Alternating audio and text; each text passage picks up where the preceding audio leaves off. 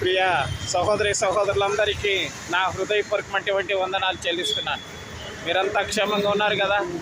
ఇది నా ఆశీర్వాదాలతో దేవుడు మిమ్మల్ని దీవించి ఆశీర్వదించి బలపరచునుగాక.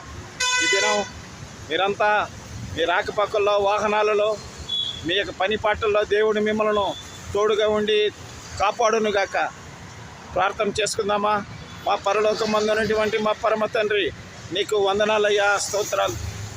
ఈ దినము మీ బిడ్డలందరూ స్వామి వారి ప్రయాణాలలో, వారి రాకపోకల్లో, వాహనాలలో, నాయనా వాని అనారోగ్యాలలో మీరు తోడుగా ఉండండి స్వామి.